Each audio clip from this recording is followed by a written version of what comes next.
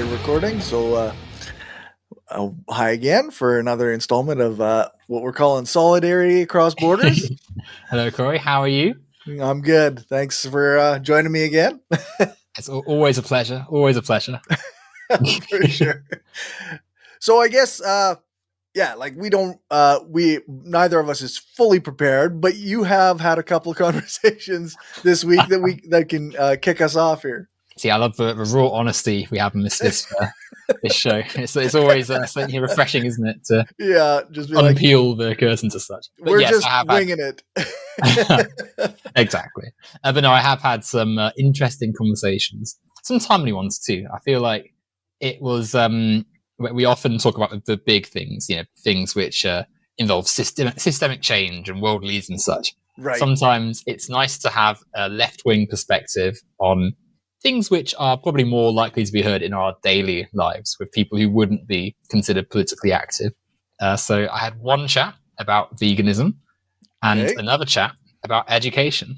Two more grounded things, I suppose. For sure, like your specific topics about that might end up in like actual policy discussion. Yes, exactly. And something you might hear on your travels throughout the regular social world. I mean, I'm sure we still hear things about politics and such with Trump and all the big hot topic things, but you're less likely to hear about socialist theory, perhaps, from someone on a bus. Whereas I am certain veganism will be brought up tomorrow in some form in my day. It's everybody talks about education, like in various ways, right? I know even at my work, like it's a very labor-oriented industry, and many people do not value education and so often you get like discussions about where like university is just for like muckety mucks who want to make decisions about us and this and that, which it sort of is in some ways, like, but there's also a value in education. It's that classic debate, isn't it? There's there's lots of literature that's been written about the way education reproduces the norms and values of a capitalist system. So Britain is the perfect example almost, because you've got the enforced, you must wear a uniform, you must follow the schedule, you must call your superior sir or miss, and you must show deference on all times. Exactly right. Like it's, and even though we've moved on quite a bit from the Victorian days, you're not allowed to beat children, for instance, which was legal for a very long time. Only the 1980s, but corporal punishment was banned at schools. My parents got beaten at school, which is a bit alarming when you really think about it. But a lot of the stuff we take for granted in schools has definitely got an angle to be critiqued from, for sure, from a left-wing perspective. But at the same time, like you say, education is also very important. It was not that long ago, to again look at history, that children were just cheaper workers. You could send off to a factory and go into all sorts of small crooks and nooks and crevices and such to do the jobs that an adult could not do because of their size and because of their broader bodies and such. In mines and shit, right? Mines. The Industrial Revolution in the UK obviously saw mass urbanization, and you had these big factories with the earliest machines. But because the production lines and such were so busy and the space was really cramped, lots of the machines had little sections which needed someone to go in to actually fix problems with. And here's a underfed tiny child that we can send off in there, and we don't even have to pay them a full wage because they're a kid.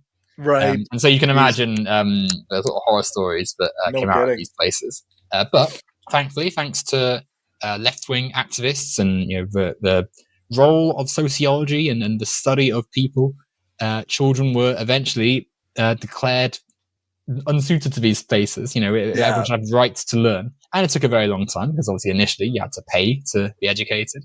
But eventually it became a universal right. And so now we have, as people in society, as when you are a child, you are expected to get an education for free. The state provides you. Right. Yeah.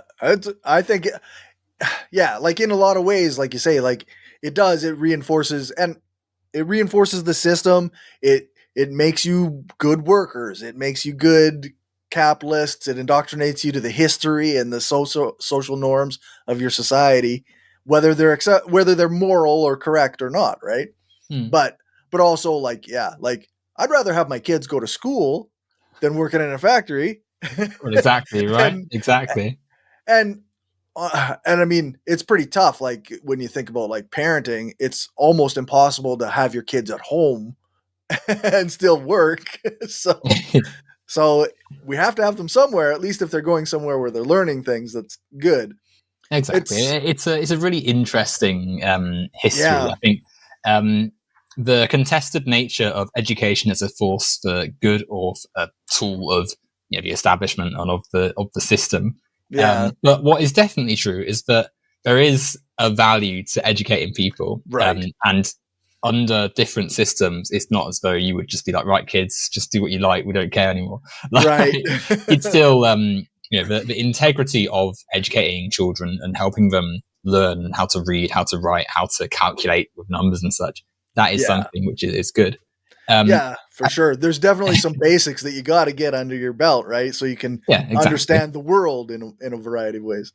Yeah, and separate from capitalism, you wouldn't have the problems that, as you've just said, right? Kids basically being child-minded almost by the schools, and Right. the school, because they're set up in especially in countries like the UK and the US, standardized tests are sort of the backbone of Yeah. these schools. So because they're essentially getting young workers ready to enter the market, those who don't meet the exact criteria being set out by the schools often have a harder time. And again, you get left wing interventions. People have over time fought to have more of a spectrum of things on the curriculum. Obviously, the different subjects you can study, the fact that neurodivergence is actually recognised. So Right. the long and awful history of kids that were just the slightest bit different to the normal kids. Yeah. I.e., just kids who maybe weren't as able to fit into the oppressive nature of Victorian schools, being Yeah. sent off to like the asylum and stuff, and literally like getting shock therapy for thinking differently and such. Yeah, like Like, I think about too, like in Canada, like the history of residential schools and the treatment of Indigenous youth and the stealing of them away from their families in order to put them into these schools and indoctrinate them into the Canadian way of doing things, right? yeah, It's yeah, like the history is there that it hasn't always been a tool for the betterment of people, for sure. definitely. And I think it's as with anything in society, like it's got that racial history, Yeah, patriarchal history, ability, disability, and such. Like every angle you can look at it is there to explore. yeah. But this brings us almost to my interaction that I had the other day. Okay. So, as I think I've said before, I spend time in spaces with lots of political opinions. Right. Partly for my research, partly for sort of curiosity. I like to keep an eye on what people are saying from conservatives, centrists, liberals, and such. This person was actually an educator. This is a teacher. Okay. An anti-Trump Republican, this person was, Okay. which is a fascinating sort of category in of itself, right? Like Right. the people who have largely been for the right-wing shift in society, right? So Reagan, Bush, they've been a lot perfectly fine with this, and But then Trump is just a step too far for them yeah, somehow. and it's interesting because you hear these people and they sort of have clearly got an issue with the right things. Like they don't like the violence. They don't like that Trump's basically looting the state to make himself richer. Yeah. That clip that was it's been making rounds on social media of him like having a great time at Mar-a-Lago whilst Snap is obviously suspended at the moment. Like Yeah. they're fine criticizing all that, but what is so fascinating is that they still have lots of the same conservative, Right. Like they're still economically. like anti-immigration. They still believe in what, school vouchers or whatever, like private Yeah, education so over public this, education. well, sort of really here. So, we're talking, and essentially the crux of where he's coming from is that he believes parents, or he believed parents, are the main people to focus on with kids. You know, if the school has kids which are not doing well, if they're struggling and such, you can't just give them money, the school money. You've got to look at the parents. If the parents aren't doing it, then So you give the parents money. Well, that would have been a great. You saved 2 hours of time there. Oh shit! Exactly right. Like that. That is the obvious, so obvious conclusion, right? And it was infuriating because like every single point that was basically made would have been like fixed. Every problem he brought up would have been fixed by the school, the parents, whatever, having more money to more solve resources. it. Yeah, like, for sure. So this person, so he lived in Mississippi, so already like deep red Republican state that doesn't fund its schools, right? And so he says that, and obviously, I don't believe he was lying, but obviously you've got to remember it's just him saying this. It's his perspective, so, yeah. Exactly, right? So in his class, he said he had a class of about 32 children. Okay, it's pretty full class. Very full class. So already there's like already the school's got more than you'd want to have teaching middle school. I always forget the ages of American education because in the UK we have primary, which is 4 to 11, and then secondary, so 11 to 18, 11 to 16. Middle school is what, like I think 8 to 12 or so, like 9 to 13. Yeah, what do we got? I don't have a direct correlation, I guess, but in Saskatchewan, when I was in school, we had grades 1 to 6, which was what, like 6 years old to 11 years old or 12 years old. And then you had like junior high school, which was grade 7 to 7, 8, and 9, which was like, I guess you'd be 13 or 12 to 15 or 14, 15. And then in high school, you'd be grade 10, 11, 12, which would be 16 and up to 18. So I guess that's in my view, I would always think of middle school as the middle school, grade 7 to 9. But I know like the system here has changed as well, so I don't have a clue which grades are which. Yeah, but like they're because I'm my experience is like working is primary school, so I imagine the youngest in his would have been sort of the older to mid sort of section of the ones I work with normally. Okay. But so he's got this 32-ish class, and 26 of the children in this class have some form of SEN, special educational needs plan, some sort of That's extra. Wow, that's quite a few in, I guess, a ratio, right? Yeah, it's a huge intake of children with that. Now, this is another interesting, I think, separate area of debate here, because part of the way society has moved on is that we've been able to recognize that people exist in different formats. Right. As we said a second ago, people who were neurodivergent like 100 years ago didn't have any language beyond slurs and someone who's sent off to the asylum, basically. And so when we see more diagnoses, a lot of it is just what would have been done in the past. Like, if someone is dyslexic in the year 1800, you're lame, you're stupid. Right. We're not going to bother educating you because there's no point. And so, that's right. Of course, there's going to be an increase of dyslexia from 1900 to 2025 because you weren't diagnosing it for a century. Right. Yeah. You didn't have, there was no label for it, right? There was no word for it. But even taking that into consideration, it is still a lot in the class. Yeah. And so he's like, I can't, he's saying I can't get around to everyone. I can't support all this need in my class. And so you say to him, well, if you had more resources, if you had more, if the school had a bigger budget, you could hire someone to be in the class with you, a teaching assistant. Or like what if you didn't have to have 32 kids in your class because some of those kids were in a different class? But no, it's the parents. It's the parents have to be held responsible.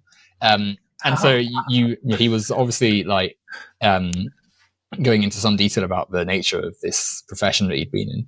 And it turned out there was like an assistant teacher split Oh, between okay. two classes, where another class had like 30 children in it as well. And there's obviously teachers in each class and one teaching assistant going between both. Right. So I say to him, well, could you, if there was more money, you could hire a second person who could also Yeah, help. that's But right. it's like, lost on them that this might be a solution. That's Like, so weird. Like it seems so clear, right? yeah, Like more resources means more people to do the job, means more space, perhaps, fewer, a better student to teacher ratio, which yeah, then increases the individual attention, which increases the amount.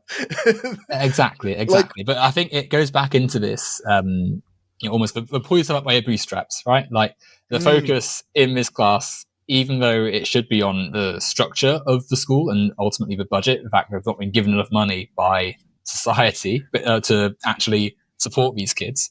But on the kids themselves, you must mm. work hard in the class, even if it's not got the staff to help you, so that you can show your merit to the market. You can become the best student. It's such a blind perspective, isn't it? Mm. Like to say that it's on the kids who, I don't know, how old are they? Like Not even at 10, some of them. like 10 years old, sure, let's say 10 years old at the high end. You think a 10-year-old has the wherewithal to be like, yeah, today I'm going to work really hard and I'm going to do I'm going to really focus in on my studies, you know never mind what might be happening at home or the fact that there's, I might have special needs, like you say, like 26 of his students have special needs. Then it's not up to them at all to decide to work harder. Like Yeah. it's a kind of a nonsense perspective, I think. Yeah, exactly. And I think it's really because his focus or his sort of point of contention was the parents and how we would, because we were sort of in agreement that the kids need support from the parents to be Sure. able to have the best start and such. And kids who get read to more, have resources in the home and such, are going to have Yeah. an easier time when they get to school and have to sit in the class and such. Mm-hmm. And you say to him, well, okay, well, parents need support too, right? They're not just Yeah. free of any societal problems. They also need to work and need to be able to pay for things in a free market society. So there's a clear avenue here for support. And he's basically like, well, they just have to work harder. They've got to put everything into it. They've got to make the time themselves. Like, yeah, again, it's like very just like ignorant of the context of people's lives.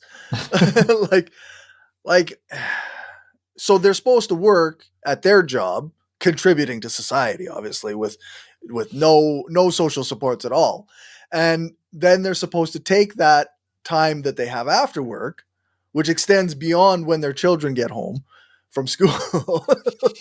And they're supposed to take that time and they're supposed to make food because you can't eat out because that's socially irresponsible because you're wasting money. And then they're supposed to also like keep a clean house and pay rent and do all of these things. And now I have to have time to read with my child somehow. Mm. And then if they don't get promoted, then they say, well, you didn't work hard enough. If you don't get a better job, well, you didn't work hard enough. Well, which is it? Am I supposed to work hard and get a better job and get promoted? Or am I supposed to read to my child so that they do well in school? Like, I can't do both. Like, time is limited. It is, like you said a second ago, it's complete nonsense. Like the idea that this is the sort of thing that's going to have to go into it. And we know it is because he essentially said, we actually did some maths like on the actual hours you'd have. Oh, wow. Oh, yeah. So, we worked out that if you're working and sleeping a certain amount of time, you have like essentially 2 days of time across 7 days ish to fit in. So about like 6 hours a day or so. Okay. Where you haven't got sleep or work. And it's like, sure, but the 6 hours vanishes quite quickly, firstly, with all the stuff you've just mentioned. The fact that your body's not a robot, you can't just think, oh, yes, I have ended work now. Now, right, even if we ignore like transport, getting to and from work, right. The fact that you need to shower and like things take time, your body doesn't just have endless energy. If you've worked all day, how are you going to be able to just switch suddenly into, right, kids, sit down, time for maths? Yeah, that's right. Like, like 6 hours a day is nothing, actually. Like an hour to get ready before you go to work. Yeah. Now you have 5. 20 minutes to get to work, say, for most people, assume. Some people it's more. Some people it's an hour. Some Exactly. people it's 2. Like, And when you throw that is another element of criticism for capitalism, right? Because the concentration of labor and economic opportunity in cities means that everyone living outside the city centre is adding more and more time, cost onto their actual journey to get to their work in the first place. Yeah. You have, I think I was reading that Sao Paulo in Brazil has the most lengthy traffic commute. It's 2 to 3 hours some workers have to actually spend traveling from sort of the commuter towns around Sao Paulo to this massive urban city, sprawl. Right. And both ways, that 6 hours is gone, right? You spent most of it just sat in traffic or on public transport, which isn't funded properly. Unpaid time that you're supposed to be going to your job. Yeah. No, it's like, I don't know. It's like, take the most privileged perspective and say that's the norm, and then be like, okay, well, why can't you be like that? It's exactly that. And he even used example. He said, some of my students worked hard and their parents worked hard, even though they lived in poorer parts of town and such, and they did fine. So why can't everyone? And it ignores the massive, like the first thing that no one should even have to do it in the first place, right? Like it shouldn't be you beat the odds. The odds shouldn't be that way in the first place. That's right. But secondly, that's the odds because it's unlikely. It's a mix of extremely hard work and tough things and adversity and good fortune. For as much as obviously this family and this child has worked hard, there, chances are they didn't say have a massive medical bill show up one day and they had to suddenly get another job, or one of the parents became unable to support the family and they had to switch up things another way, and the child had some help because of that. It's very like, I don't know. It lacks the context of that everybody's lives are different, and like not everybody has the same tools, the same ability to. Maybe the parent didn't have a great education too. Like you don't even know what their story is. You're just assuming that they're the same as everyone else, and that they have to stand up and take more responsibility, and it's maybe not an option for them. Exactly, all of that. And like the sociology of it, just the fact that people, as you've just said, are living agents in a massive, sprawling, complex world. People aren't, it's not like Sims where you can just make them read a book and now they have +1 math skills and can just give it to their kid. Shit, that would be awesome. Just blink, read a book, +1. And it's exactly this actually, which is one of the other sort of one of the other interesting things he said on this matter. So an anecdote about why we can't just give money to parents. So he was telling me about this kid who came into school missing lunch money and not with a packed lunch or anything, which already is like, to me, a clear, this is clearly an example of why we should be funding school programs more so that kids aren't going hungry. But, parents aren't, families aren't penniless and can't feed their kids and such. And so the argument here was that this family did receive some assistance, but the father of this child apparently spent a load of it on like motorbikes and gaming and such, and like extravagant, impulse purchases, like nice things. So already there's the classic poor people, they waste their money, and the scrutiny on the poor person and not on the poverty that the poor person is in. But obviously it's not good that the kid's been sent to school whilst the that's right. Obviously, again, it's his anecdote, so you've got to remember. We don't know all the details. I'm not saying he was lying, but obviously, given the conservative depiction of poverty and of poor people, I always have a back in my mind. It's always like, well, do we know all the details of what was going on? No, that's right. Like you hear those stories all the time of the person who's on welfare or social assistance, and they instead they just don't work. They just go out and they have all these babies and they just sit at home and smoke weed all day. And it's like, okay, I mean, I don't know, but I'm skeptical that that's the basics of this person's life. Like I'm always going to be like, I don't know. I think you might you might have your perspective and be applying that to that person's life. And it's ignorant too, right? Because like in my country, it was all the rage of this person's got a smartphone, but they're on benefits. Why Oh is that the yeah, case? And it's yeah, like, well, if you don't have a phone which can be in the modern world and take messages and yeah. like download apps and stuff, then there's a lot of jobs and things you can't access. Like That's we're right. in a tech driven world, so you need to have this stuff, Yeah, otherwise you're going to be hard out of luck. that's right. Yeah, you're left behind. Yeah. No, it's just like it's the same thing. Like in the US, you see a lot of the people arguing, well, if you're on food stamps or whatever, then you shouldn't be getting steak or you shouldn't be getting pop. And it's like, okay, but like some people are born diabetic and they need sugar. And Mm. so there has to be that aspect of things taken into account. And sometimes a quick Coke or whatever is a good way to get sugar. And I'm not even saying that's the only reason that you should deserve a Coke. I'm Yeah, just saying, like, you don't know. Everybody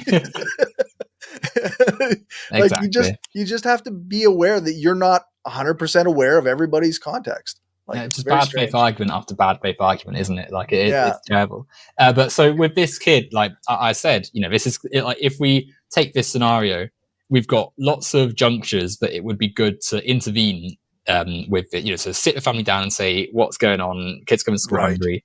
How can we help? How can we put in a structure in place to help manage money better, help the kid get a meal every day and such, and all that sort of stuff. Those junctures happen with a social worker, a healthcare team, a school, but that needs money available to be able Yep. to pay these professionals to actually That's right. be there to do it, right?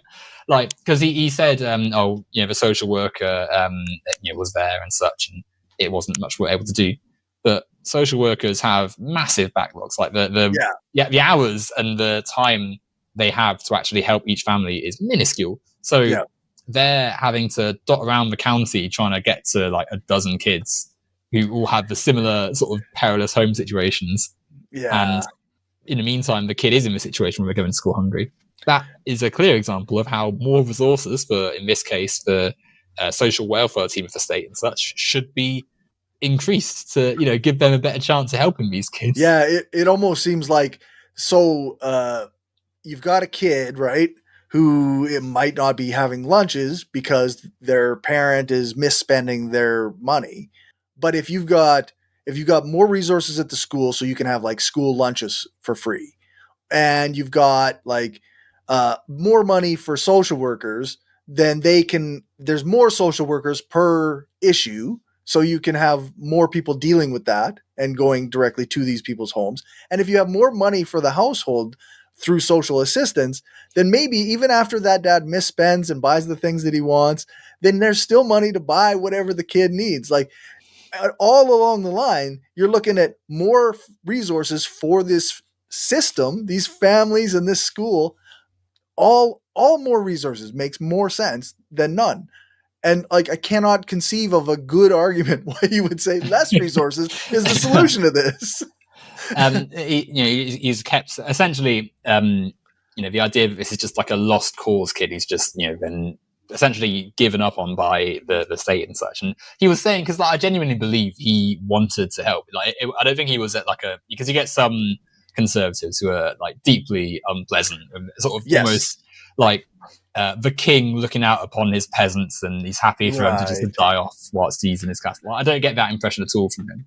But at the same time, like we're both saying, we both agreed that because of the hardship this kid has had, his chance of getting out of this sort of cycle of being unable to have money, and then when you have it, not having the control to be able to put in place a good structure for yourself. Yeah. Like that's a likely outcome for him. And it's That's like, right.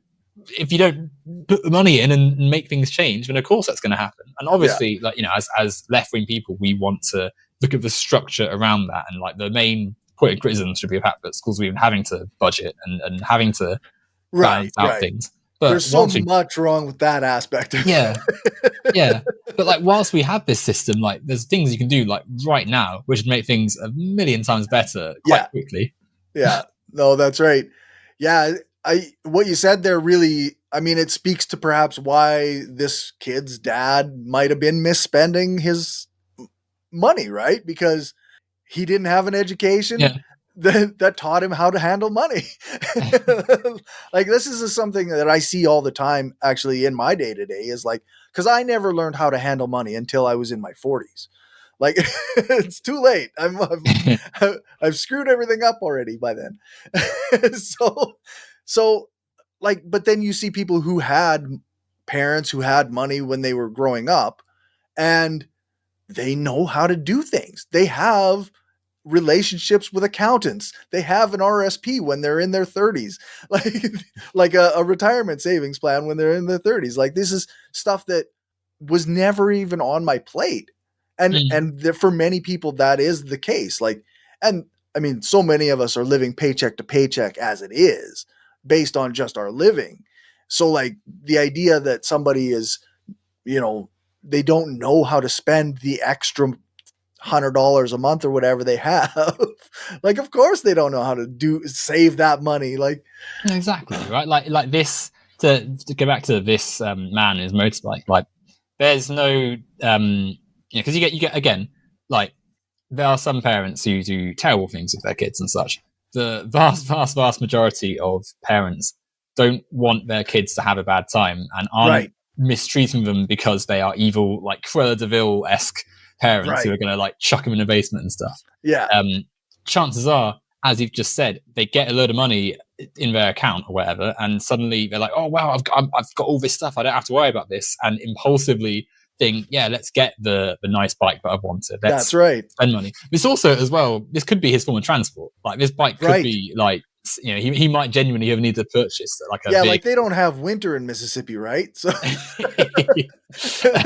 so he could probably ride his motorbike to work every day or whatever. Yeah. Like for all we know, this bike was a purchase he had to make to be able to drive to and from wherever he needed to get. Yeah. And you know, the kid has, I know obviously not got the meals and such, but it was the case of the dad needing to have the vehicle, otherwise he's out of a job, and the situation gets even worse, right? That's right. Like there's a whole dimension of cruelty in our capitalist system that we don't often think about because of the conservative nonsense, but also because it's just ingrained into our daily functions. Yeah, that's right. And this sort of brings us on to one of the more infuriating parts of the conversation. I mean, this is irritating in itself, but we got on to he made the example, hypothetical. That's what I'm looking for. Hypothetical. Okay. So he was telling me about parents who care. You know, they are likelier to have kids that go have an easier time through school and get the better achieving and such. Sure. And it's like yes. And the parents who care is often, lots of parents care. Parents who have an easier time often have more resources at their disposal. And he was like, well, if I put the parents from the, so a lot of his colleagues, and I don't think he hadn't gone, but a lot of his friends and colleagues had gone to the private upper school. Like there was a school with obviously privately sourced funding and such. So more money being the critical thing. You pay tuition and and so he said, if I put the parents of one of the kids at this school, took that family and put them in the state school I'm teaching at, then they would still probably do well. And it's like, well, yes, of course, because they've still, they've still got all the things at their disposal. So access to reading material, free time with parents, sports. Activities outside of school hours and such. Like there's a whole structure there for them. And so I say, well, given what we know, these parents are they can afford to pay for their kids' tuition. Right. So of course they're going to have. They've got more resources. They've got a massive advantage over every other family going to that state school. And he's still like, no, it's they make the time and they've got the better mentality and such. And it's like so. Yeah, it's like literally the belief that like people who have more money are better people, right? Yeah. And it's just no, I reject that. If you think that like because they can pay tuition, then they are they're better parents in some way. Like it's just because of privilege and like it's just a backwards view of like people who are less fortunate, right? it's like the lack of material analysis, like, because chances are most of these parents are doing things which you would hope Sure. a parent does. I mean, again, it's not a rule of thumb. I would say there's plenty of examples of richer parents basically expecting the money they're paying to do the job of parenting. Right, right. And I think that there are also plenty of working class people who absolutely do, really squeeze everything out of those aforementioned 6 hours to Yep. make sure they sit down with their kids and do stuff and such. Yeah, for The sure. point, though, is that no one should have to be in such a polar situation, and that resources should be there for everyone, so that every parent can have the best chance of raising their kid, which was sort of the whole central driving point of my entire I found myself, because it was like 2 hours of just every obvious solution being right there in front of him, just rejected. And there was even a bit at the end where we were like, he was talking about how he couldn't he there was some maths thing that we actually at one point had like MS Paint open, and we're just like talking just like ways of doing maths and such. Okay. And he was saying, there's better ways of teaching maths, but they don't do it. Parents don't know it. Teachers don't. They don't. He essentially wanted, because the future is tech based, he wanted people to be able to switch between base 10 to decimal and base 2, which is obviously binary. And he wanted, so we gave me a number, and I converted it to decimal from binary. And he was like, well, that is good. Everyone should be able to do that. Should be teaching this in school, but we can't because we're having to do X, Y, Z. And in my mind, I was thinking, you've just said yourself, the schools are bereft of kids they can't afford to put in the proper support for, and you're getting cross at them for not teaching complex maths, but which, right. You're getting cross that parents don't know how to do something, don't know how to support the kids, when it's just ridiculous. It seems like, I don't know, that's pretty weird to me. Like, especially if you acknowledge that they're not always teaching kids the things that they might need to survive in the world, but then the system is set up so that kids, schools don't get funding unless kids meet certain standardized test scores.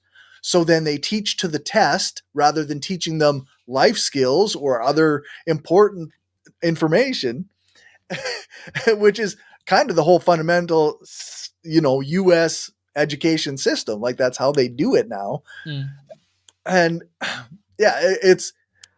but if you stop taking the standardized tests and stop tying that to the funding that schools get, which I never understood either. If schools get lower test scores, that means those schools need more money, not less. So it's so obvious, isn't it? It's such a. I mean, obviously it goes back to that capitalist. You want to keep the best schools for the best kids, i.e., the ones with wealth that are going to be the sons and daughters of capitalists. It's literally the opposite. It's labeled the No Child Left Behind policy or whatever it was. And it's the exact opposite of that. Absurd. And he actually, one of the examples he gave to sort of justify not tying things, not funding schools and such, or not giving schools more resources as a way of improving them, was that some policy in Mississippi, like a literacy program, has taken Mississippi from low 40s to 16th best state in the country for education, for literacy, I believe. Now, obviously, it's good that they're trying something, and it's good that they're able to improve their kids' test scores. But firstly, that still wouldn't contradict the idea that if you gave the schools more funding, they could implement this program even more. They could help support all their kids. But secondly, and crucially, it doesn't just a test score isn't the only measure of an education system. That's one way of looking at it. It doesn't change that the kids are still in an environment which has many flaws, and a person is more than just a letter or a number on a piece of paper. And the education they're getting needs to, in an ideal world, reflect many things beyond just That's how right. you measure someone's ability to take a test. That's right. Yeah. No, it just, I don't, I have a lot of problems with like the way that education is done. Like, actually, I don't like tests at all. I think it's kind of nonsense in a variety of ways because like, and I've been reading various things about like student led education programs where like you have facilitators, but the student kind of guides where they need to go and they follow what their interests are, and then you help them learn things through that. Yeah, And I find that, like, to me that seems much more of a like a useful, life expanding, liberatory, thoughtful way of doing education than this definitely. rigid way we do it here. And I So think that's the key. I think teachers, educational professionals are really, there's loads of scope for giving yeah, them an easier time, letting them also lead a lot of stuff because they also are stuck in. I mean, yeah, this guy alone sort of demonstrated, right? He right, wants to do a certain way of teaching maths, but he's sort of stuck in the confines of a lot of the yeah, sort of structures around him. And like, if you gave them a bit of liberation from the capitalist system, right? But even just the mandated testing and the one policy for every school, market led decision making, right, there'd be so much you could do with the for range of sure. kids they get.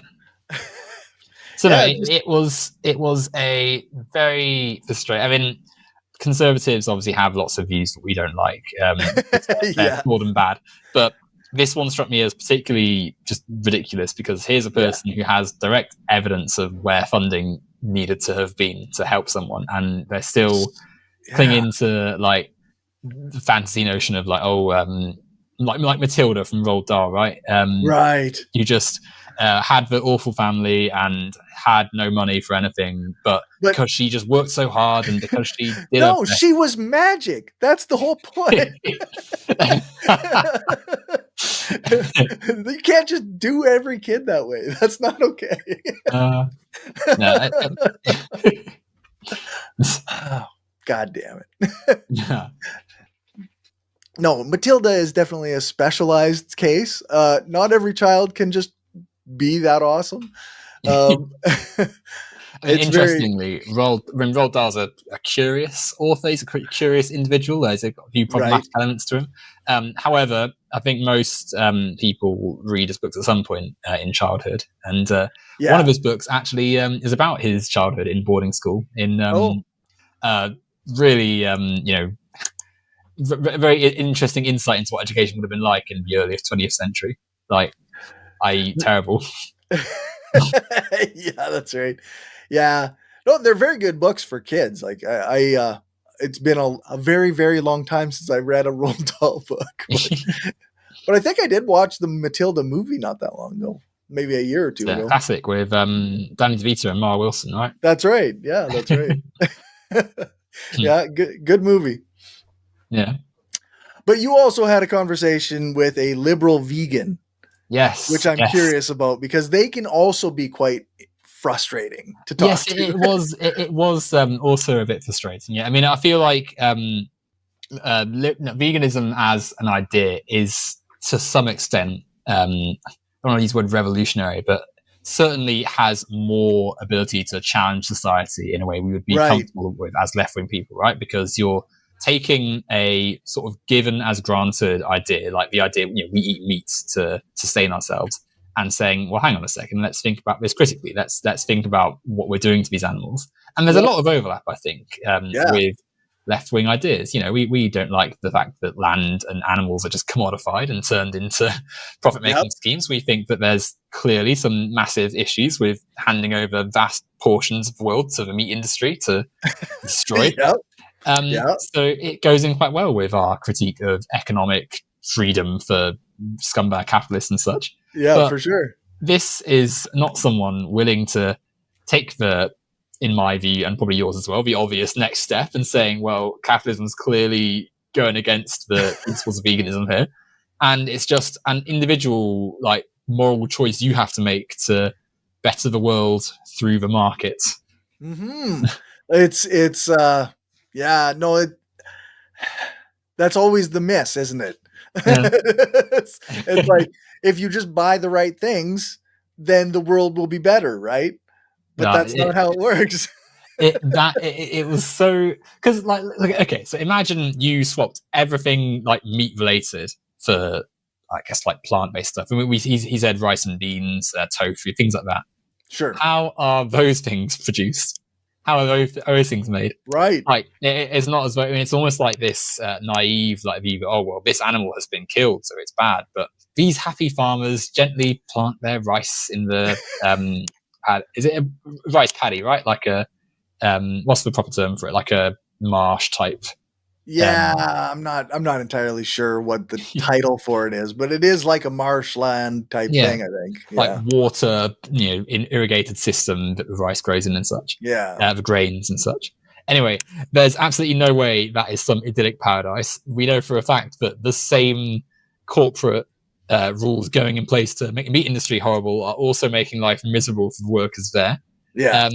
But the sheer naivety of believing that there's bad meat products and good green veg products is Right. just so like alien and frustrating to me that it makes them just seem like, I mean, I can see there's so many memes that I don't like about vegans being, like, oh, they're so weird, they're so bad. Like, I don't like any of that, but you can almost see where some of it comes from when you hear the sort of naivety that some of the arguments are made from. Yeah, like I think it was YouTuber Mexi used to talk about veganism a lot. Oh, Mexi's awesome. Yeah. And I was always on board fully with the points she made about veganism. Like, yeah, eating meat is unethical. Yeah, the system of manufacturing or factory farming is terrible and it shouldn't be done. And there's sentient beings that they experience suffering, and the way that they get killed is often very horrible.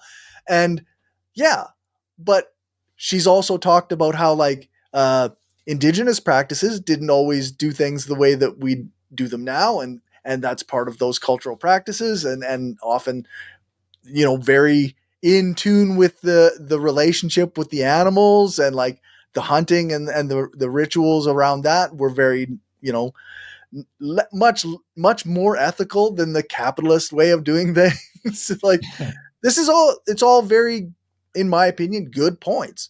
I agree with so much of what vegans say, right? It's just yeah, you can't buy your way out of suffering. Exactly, right? Exactly.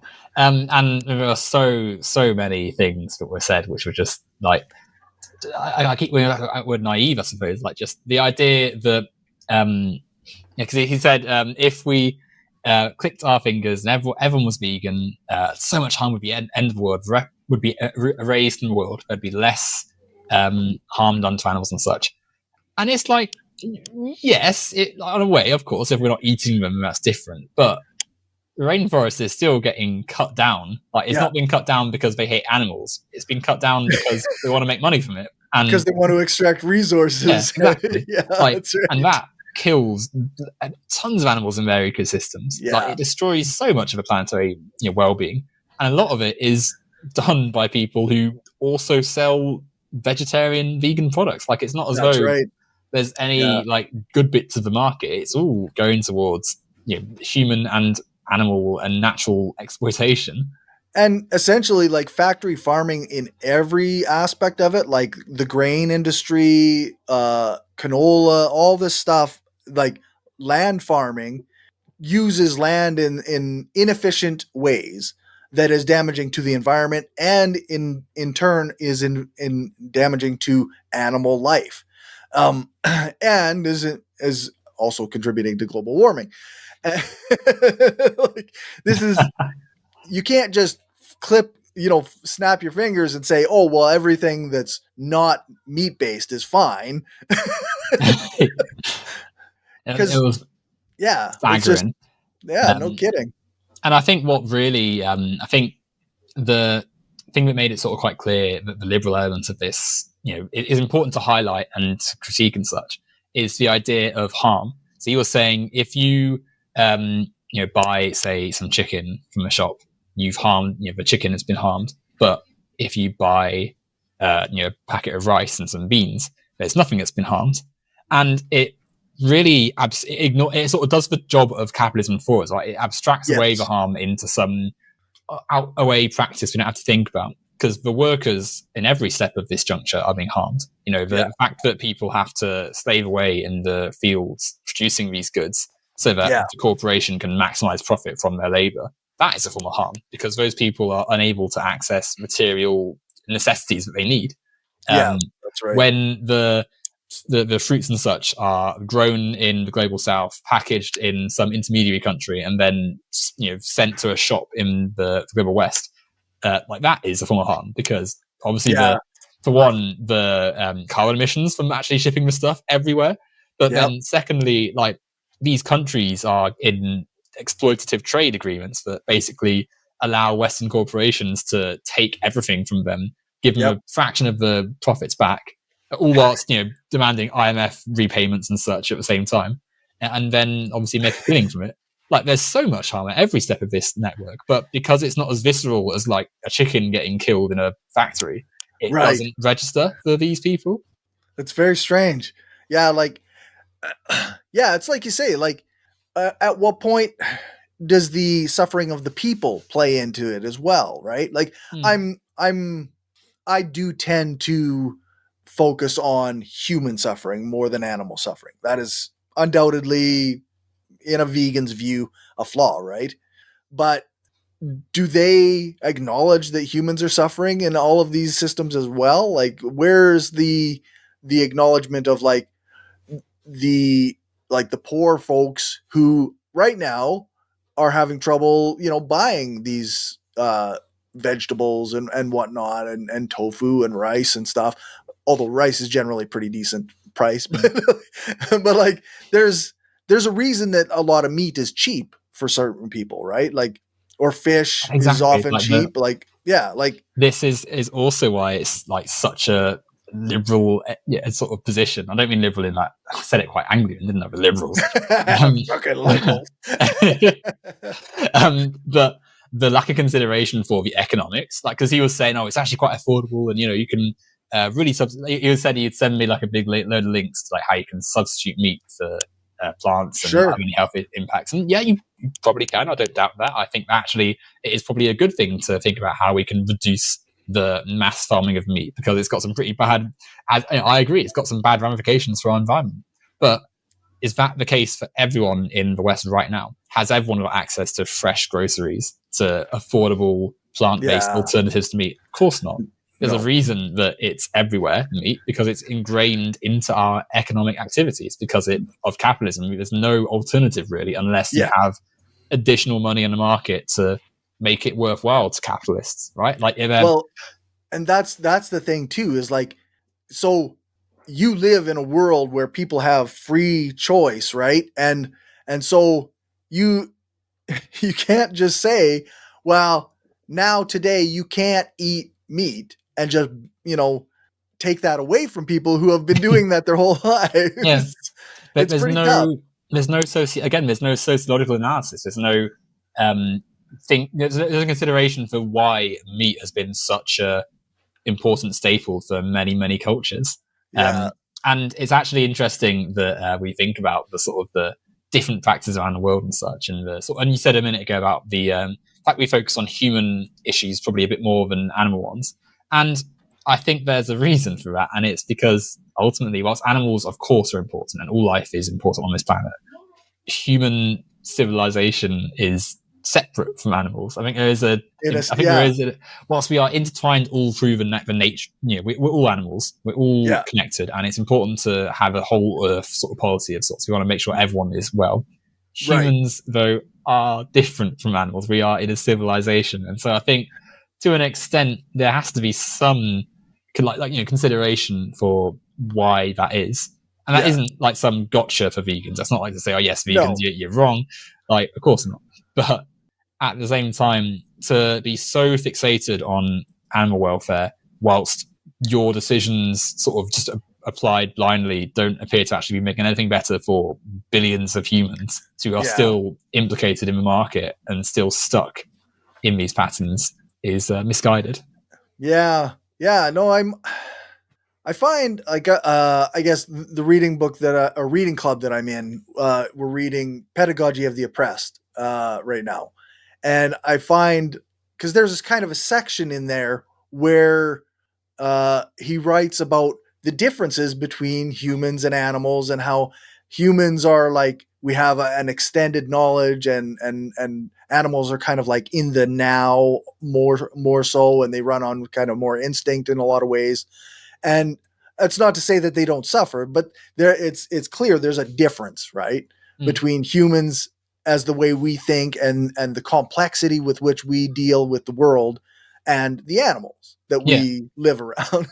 And so it does seem like it's important to acknowledge that difference and not pretend that we're all the same. Exactly, right? Like if a brown bear or a wolf eats their prey, you're not going to be like, well, that bear's done a bad thing there. Like, it's natural. But humans, there's clearly, if you can judge for human but not the bear, there is a difference. We have the capacity to think beyond. Like, are you trying to convince the leopard that veganism is the way, right? Like, that's not how that some things just don't work. Yeah. And I think what really sort of made this clear to me in the process of our conversation was when there were a few interesting moments where I think the liberal elements, sort of showed himself and became a bit uncomfortable in some ways, actually.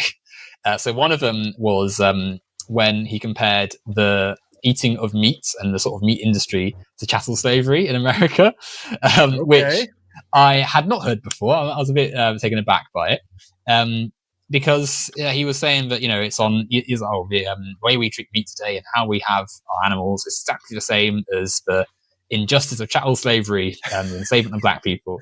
And I mean, just on the face of it, there's probably is it a good idea to compare humans to? I don't think so. I don't think that's black humans to animals. Is it the best idea?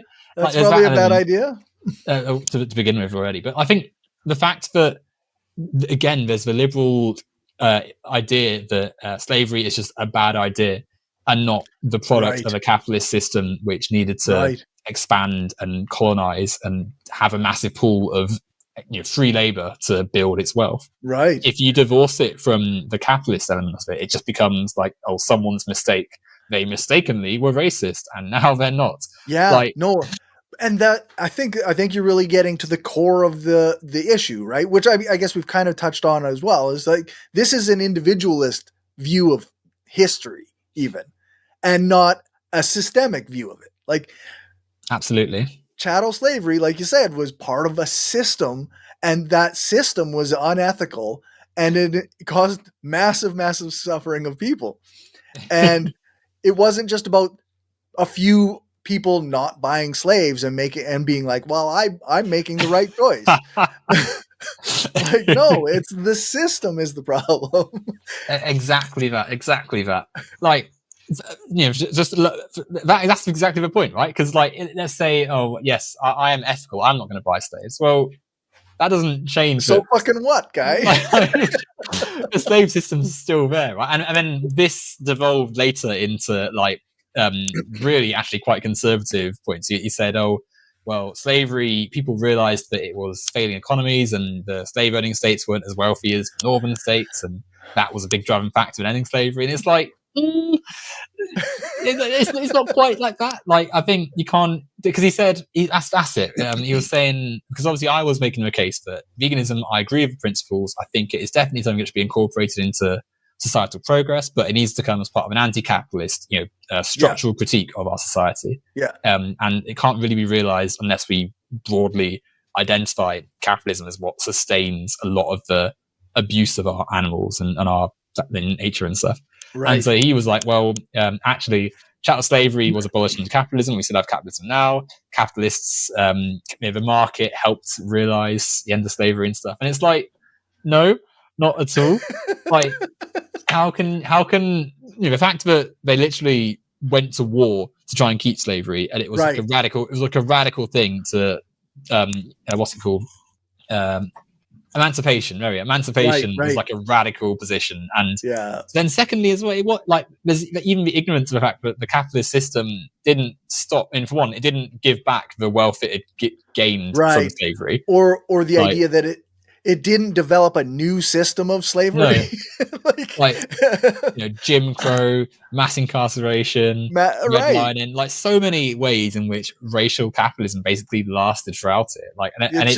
It's that typical liberal. Blind. Oh well, we wrote a law and now everything's fine. And if there's any problems, it's because of bad actors, not because of systemic failings. It's so American. It's so American. It is so American. It's completely American, isn't it? And I think Canada's better, but or Britain. Right. But that's where we got it, right? Well, exactly. But there's also, I think, ignorance of like the origins of it. Because obviously, like slavery existed before, like what we would call capitalism. Right. The same, but it's sociological. It's people wanting to do things with cheaper labor. They don't want to have to build the buildings themselves, so they get slaves to do it. And chattel slavery, racial slavery, that is, if we classify everyone who is not white, which is obviously a category which is invented and flexible to certain peoples and such, if everyone who's not white is subhuman, is less than us, they are easier to exploit. We can justify it as a system. Eating meat, though, like if you're like an early human in 10,000 BC, like protein is not pretty important. Like you need to get it from somewhere, right? So until very, very recently, the best source of protein is going to be from animals that are around you. So they weren't processing whey into protein shakes. Exactly, right? Like it's only very, very recently that we've had the scientific knowledge to be able to know that like proteins and such come from other things than just meat, and B, have the means to actually implement it. Because it's one thing like saying you can switch to tofu and rice, but like no, unless you're very, very lucky and very well placed. So to compare like what has basically been human tradition for like across the world for generations to the racial invention of like chattel slavery in the 15th, 16th century or so. Like, it's not an equal thing, no. Not at all. Like, and I think that also, like, you can see why people might hear something like that and be turned off to veganism, because, like, can you imagine, like, the racism you face in your life is the same as like someone eating a chicken wing or something. Like, it's absurd. Yeah, it's one of those things. That's part of why, like I mentioned in our messages, that like I agree with a lot of what vegans say, but I can't stand listening to them. 90% of the time, like they'll start talking and I'm like, oh, fuck off. Like, give me a break. It's almost like a moral judgment of sorts for things which aren't moral issues, because no one's thinking like when they eat the chicken, I endorse the actions of the meat industry to kill. I endorse Walmart hiring like people on minimum wage to slaughter cows and chicken and such. Like, of course not. They are eating it because it's like traditionally, culturally, nutritionally, what is it's just been done. And like we spoke about, because he was saying, we're talking about the education side of it, right? He said, oh, well, I don't see why schools don't put in programs to help people learn about the vegan alternatives.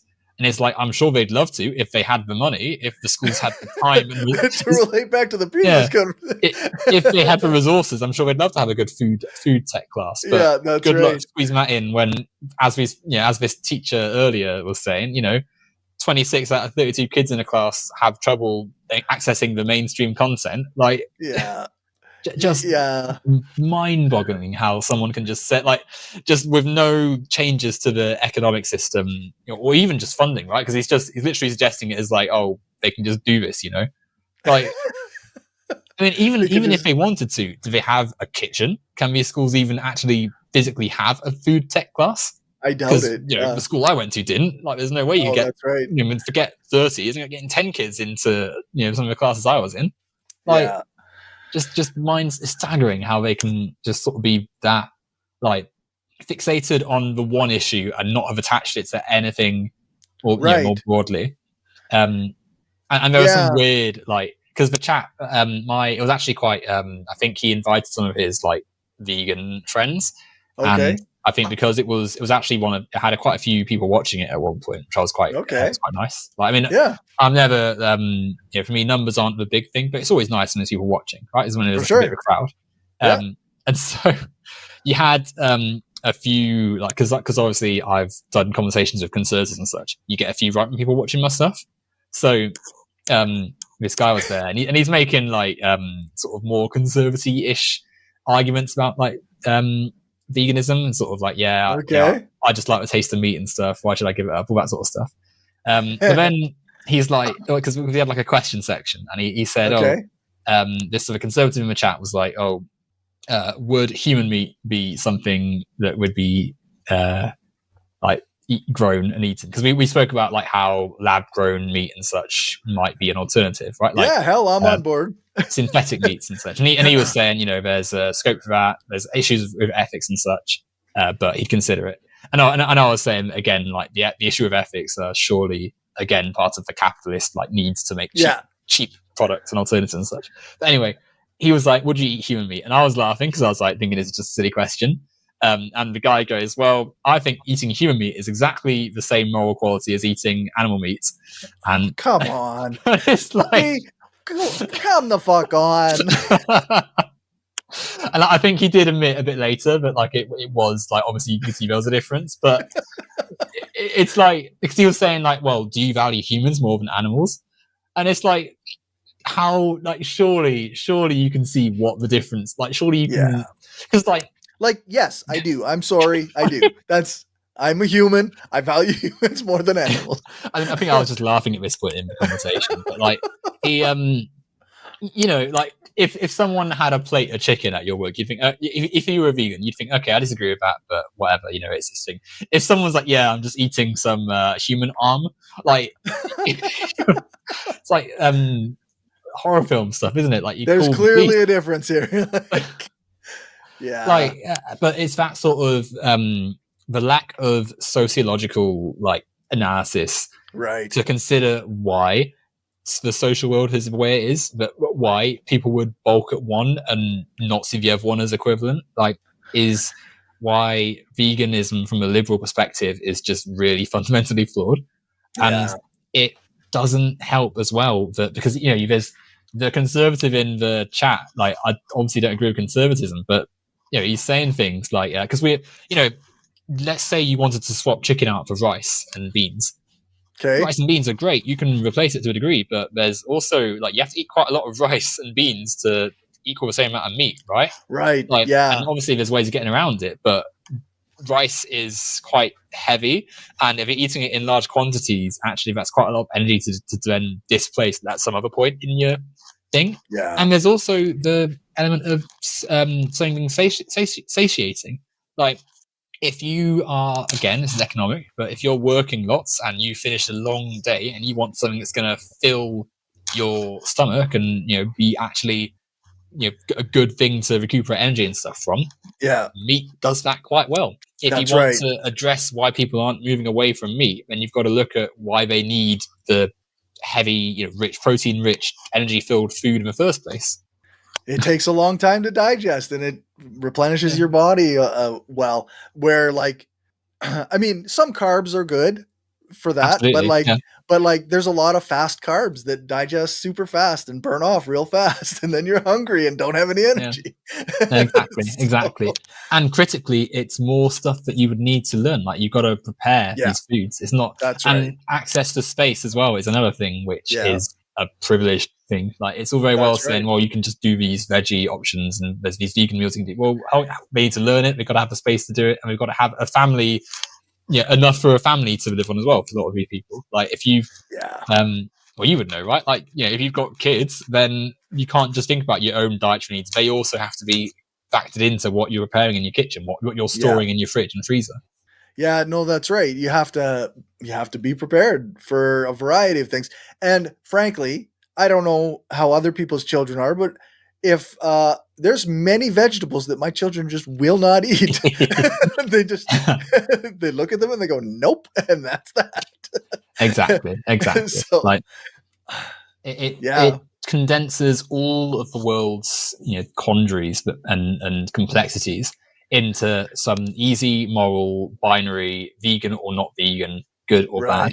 Right. Yeah. And I think this is even more highlighted when we spoke about like how we'd make things change, because he was talking about how people could stop buying meat at a shop and then the shop would then have to react accordingly. And to an extent, you could imagine like some happy like TV show village where the residents club together and they say, well, we don't like that you're killing animals, Farmer Bob, so you're going to have to stock your shelves with tofu and rice now. But in reality, it's not Farmer Bob, it's Bob's corporation, which he's CEO of, and they've got, they don't care what the consumer, if meat wasn't being bought at one shop, they'll just shuffle it around. They'll maybe stock some vegan stuff there, but the meat is still getting eaten elsewhere. Like they're not stopping their practice. Or like they're not it's gonna take such a long time before they would ever acknowledge it on a corporate scale. Like you're just gonna be slaughtering animals and the meat's gonna go in the goddamn garbage. Exactly. Like, that's another thing we said. Like it's not as though when you buy chicken you've killed a chicken. Like the chicken died like ages ago. Right. That's the thing. Like one of the sort of vegan talking points actually is that the meat isn't fresh when you get it, unless you are lucky to have a butcher in vicinity of where you live. Like you're not getting pretty rare freshly killed animals. You're getting like frozen chemical pump, especially in America, like just stuff that's had all sorts of preservatives put in it to keep from just rotting, basically.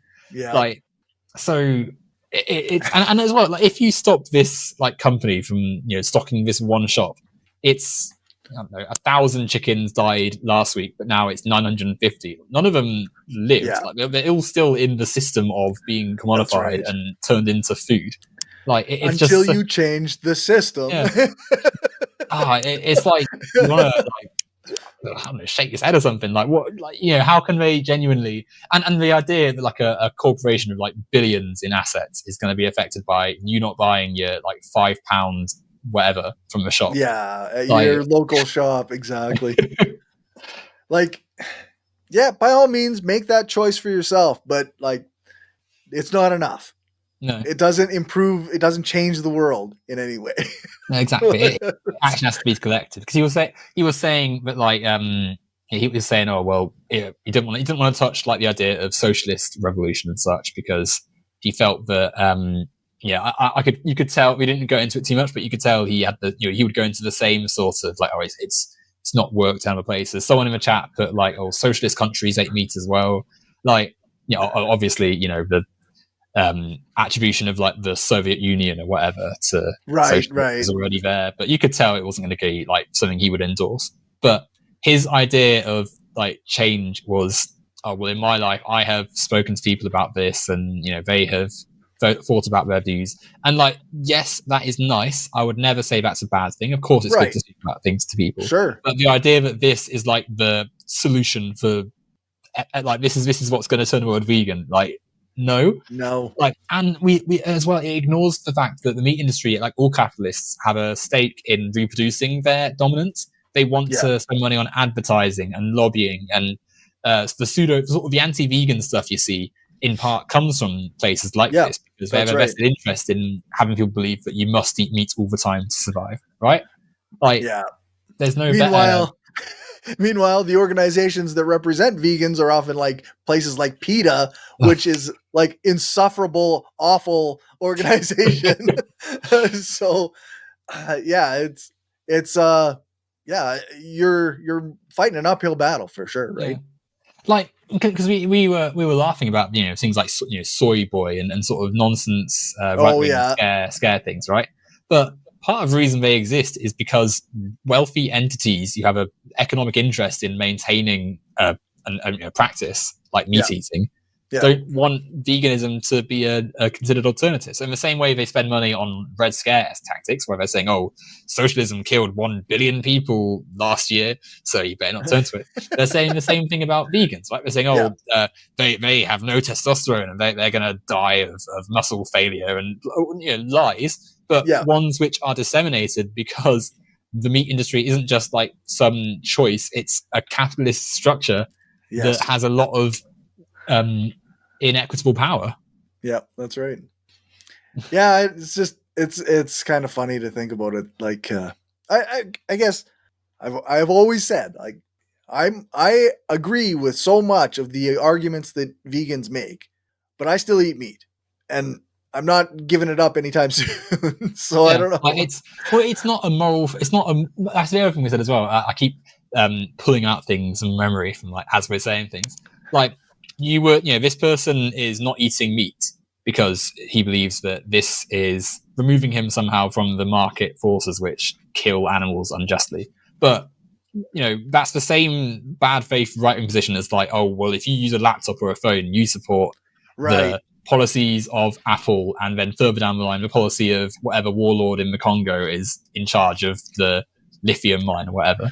Like, it's the same.